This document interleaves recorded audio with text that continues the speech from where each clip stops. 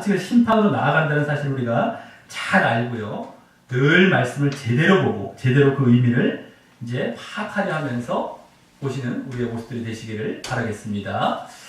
자, 그럼 좀 이따 그러한 바른 의미를 바른 해석 가운데 확인하도록 하겠고요. 그 전에 이제 오늘도 이 구절과 관련해서 예정론자들이 주장하는 엉뚱하고 모순된 신학적인 말을 오늘은 한 가지만 말씀드리도록 하겠습니다. 이런 말을 하죠. 하나님께서는 역사적 세계에서 일어날 일들을 영원 세계에서 이미 결정하셨으며, 우리 지금 세상 가운데 일어날 일들을 영원 전에 결정하셨다는 것이죠. 그러면서 결코 인류 역사의 진전에 따라서 그때그때 계획을 세우지 않으신다. 이렇게 얘기합니다. 그럴듯해 보이죠. 막 이게 철학이라고 그랬어요. 철학. 이 사람들은 하나님을 철학식으로, 이거 듣기에는 그럴듯해, 철학한다고 그랬으면 너무너무 또 이게 또 그럴듯해 보일 겁니다. 뭐 그럴 수 있겠다 하는데 그렇지 않습니다. 성경을 보면은요.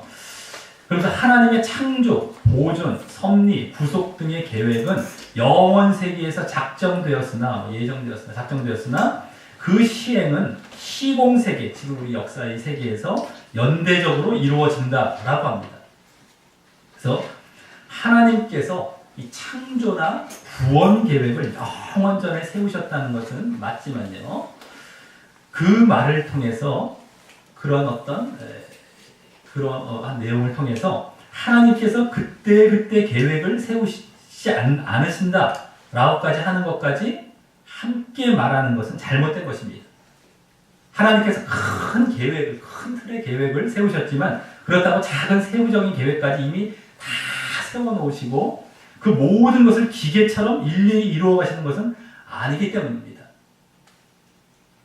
창조나 구원은 다 하나님께서 세워놓은 것이죠. 그리고 그것을 어떤 기계적으로 누구 뭐 이렇게 해갖고 우리가 다 살아가는 것 하나하나까지 다 정해놓은 것이 아닙니다. 그럼 우리 로봇밖에 안 되는 것이죠. 자, 예정론자들은 이런 말을 통해서 결국 구원받을 자들을 예정해 놓으시고 그들을 기계적으로 구원으로 끌고 가신다고 말하려고 하는 것이 그들의 궁극적인 목적인데, 하지만 그것은 큰 오류를 범하는 것입니다. 만일 그렇다면 이제 그게 말도 안 되는 데다가요. 어쨌든 우리가 로봇이라고 했죠. 로봇 그런 말씀을 드렸었죠.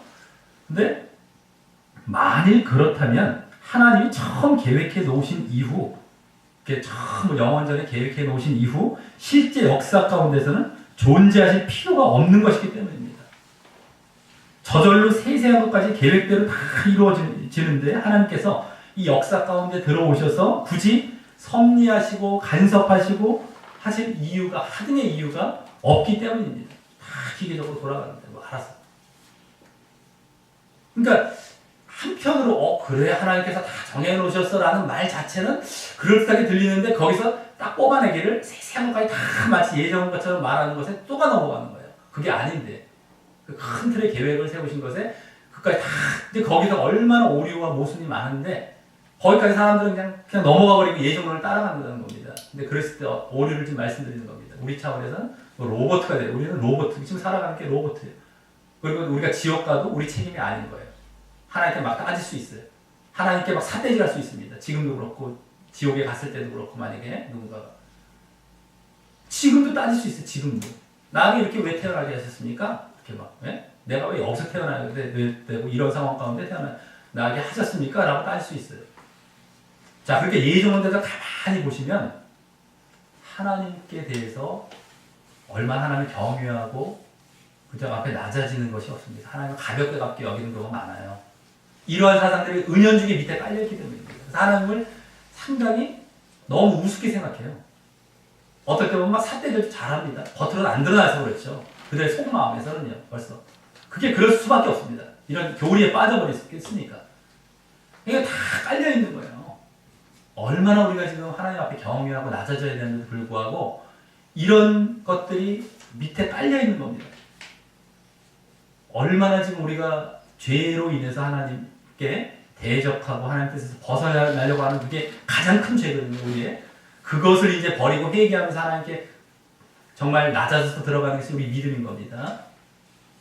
근데 그것조차를 다시 무마시켜버리는 겁니다. 이러한 사상 가운데서. 은연중에 깔려 있어요. 그게 버튼 확 들어가지 않습니다. 그들도 그렇게 하라고 가르치는 것도 아니지만 그게 깔려 있게 됩니다.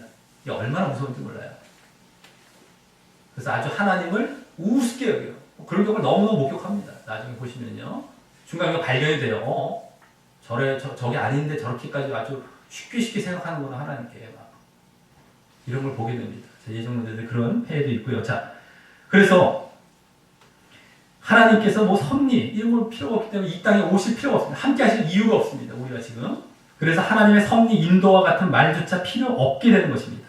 저절로 굴러가는데 왜 그 일이 필요하겠습니까? 뭐 처음에 계획하신 대로 이어져 가는데. 하지만 성경을 보면은요, 하나님께서는 그때마다 섭리하시고, 때로는 사람들의 이 신앙의 모습을 보고 이 계획을 변경시키기도 하시고요. 어떤 계획을 세우셨다가 변경시켜요. 큰 틀의 계획은 계속해서 이끌어 가시지만, 그 큰 틀의 계획을 뭐 이렇게 어떤 사람들을 일일이 이렇게 변경시켜가면서 끌고 가시는 건 아니죠. 당신의 약속을 지키시면서 이제 그 계획대로 이제 큰 틀에서 끌고 가시지만, 세세한 계획은 그때마다 변경시키기도 하시고요. 결정을 번복하시기도 하시면서 이 역사 가운데 존재하시고 주장해 가시는 것을 보게 되는 것입니다. 큰 틀의 계획이나 또 하나님께서 어떤 인물의 믿음을 기반한 이 전체 약속에 대해서 뒤집거나 뭐 이랬다 저랬다 하시는 것은 아니지만, 그 사람의 반응에 따라서 그 길의 경로가 변경되며 이루어 가시는 것을 보게 된다는 것입니다. 그렇기 때문에 이런 말들을 통하여서 마치 개인 예정을 슬그머니 관철시키려는 이들의 이 미혹된 주장을 잘 분별하며 절대 넘어가지 마시기 바랍니다. 얼마나 이런 철학적인 말들을 통해서 그럴듯하게 들릴 듯 하면서 그렇지 사람이 넘어가게 만들어져요. 근데 여기서 못 빠져나옵니다. 이게 조심하셔야 돼요. 예정론은 듣기에는 너무너무 좋아요. 늘 말씀드립니다. 늘 말씀드려요. 듣기에는 너무너무 좋고 그랬으면 좋겠다 싶은데 이건 철학하는 거예요. 철학. 인간이 만드는 그냥 철학입니다. 그러니까 미혹돼 거기 또 넘어가면 전혀 잘못된 신앙으로 가는 겁니다. 그래서 우리가 예정론 이제 마지막 시간이지만 철저히 이걸 조심하시기 바랍니다. 언제든 간에.